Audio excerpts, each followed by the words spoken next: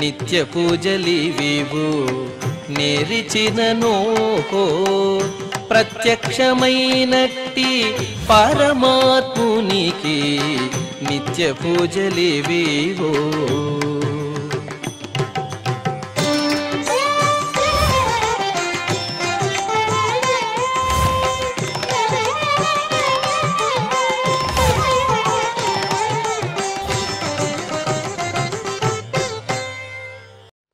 ఓం నమో వెంకటేశాయ. ఈరోజు మంగళవారము, శ్రీ విశ్వావసనామ సంవత్సరము, దక్షిణాయనము, శరదృతువు, ఆశ్వీజమాసము, కృష్ణపక్షము, అష్టమి తిథి, పునర్వసు నక్షత్రము, అక్టోబర్ 14, 2025.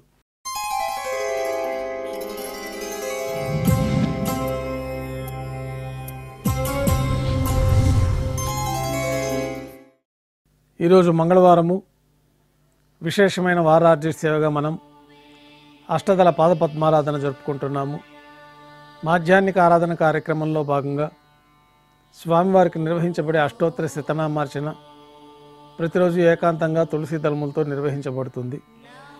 ఈరోజు మంగళవారం అదే ఆర్జిత సేవగా భక్తుల దర్శనార్థం 108 అష్టదళ స్వర్ణ కమలాలతో నిర్వహించబడుతుంది.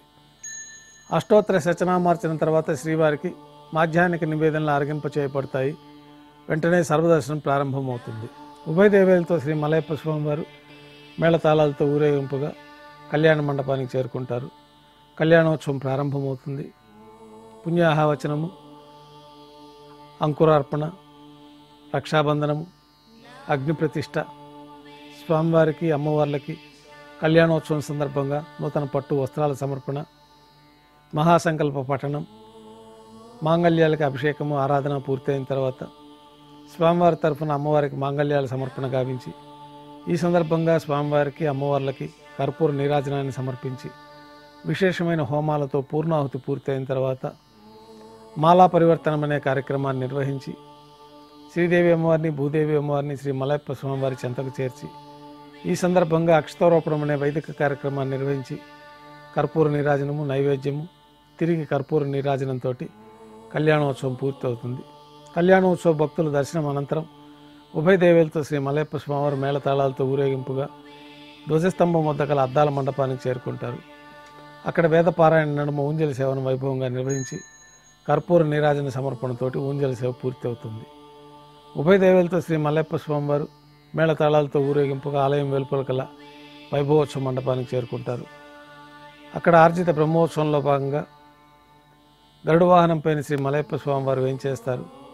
కర్పూర నీరాజన సమర్పణతోటి గరుడ వాహన సేవ పూర్తి అవుతుంది. హనుమంత వాహనంపైన శ్రీ మలయప్ప స్వామివారు వేంచేస్తారు. కర్పూర నీరాజన సమర్పణతోటి హనుమంత వాహన సేవ పూర్తి అవుతుంది. పెద్ద శేష వాహనంపైన శ్రీ మలయప్ప స్వామివారు వేంచేస్తారు. కర్పూర నీరాజన సమర్పణతోటి పెద్ద శేష వాహన సేవ పూర్తి అవుతుంది.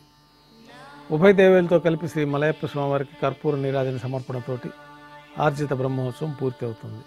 ఈరోజు పునర్వసు నక్షత్రం సందర్భంగా సాయం సంధ్య వేళలో 1000 దీపాలతో అలంకరించి ఉన్న సహస్ర దీపాలంకరణ సేవ మండపానికి పునర్వసు నక్షత్రం సందర్భంగా రాముల వారు, సీతమ్మవారు, లక్ష్మణస్వామి, మరొక తిరిచిపోయిన హనుమంతుల వారు వేంచేస్తారు.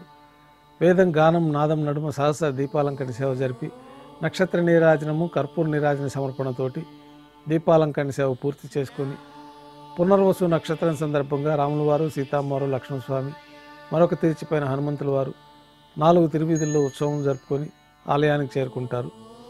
ఆలయంలో పునర్వసు ఆస్థానం పూర్తయిన తర్వాత గర్భాలయంలో వేంచేస్తారు. వెంటనే రాత్రి తోమాల సేవ ప్రారంభమవుతుంది. ఉదయం సమర్పించిన పుష్పాలకలు సల్లింపు చేసుకొని గర్భాలయాన్ని శుద్ధి చేసుకొని బంగారు పంచపాత్రలో శుద్ధ తోయాన్ని నింపుకొని శ్రీ వైకానస భగవత్ శాస్త్రోక్తమైన విధానంలో దేవతామూర్తులందరికీ ఉపచారాలు సమర్పించి కొత్త పుష్పమాలికలతోటి మూలమూర్తికి, ఉత్సవమూర్తులకి అలంకరణ జరిపి చతుర్వేద మంత్రాలతో మంత్రపుష్పాన్ని సమర్పించి నక్షత్ర నీరాజనము, కర్పూర నీరాజన సమర్పణతోటి రాత్రి తోమాల సేవ పూర్తి అవుతుంది. తులసీదళములతో అష్టోత్తర శతనామార్చన నిర్వహించిన తర్వాత రాత్రి నైవేద్యంలో భాగంగా అన్నప్రసాదాలు, పన్యారాలతో పాటు దోశ నైవేద్యంగా సమర్పించి తిరువీస నైవేద్యం పూర్తి అయిన తర్వాత భక్తులని సర్వదర్శనానికి అనుమతిస్తారు.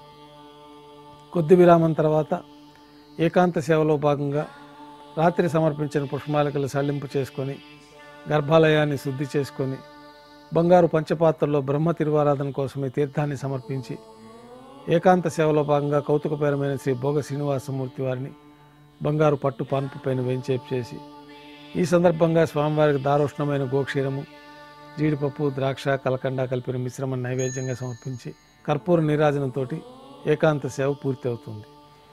ఓం నమో వెంకటేశాయ.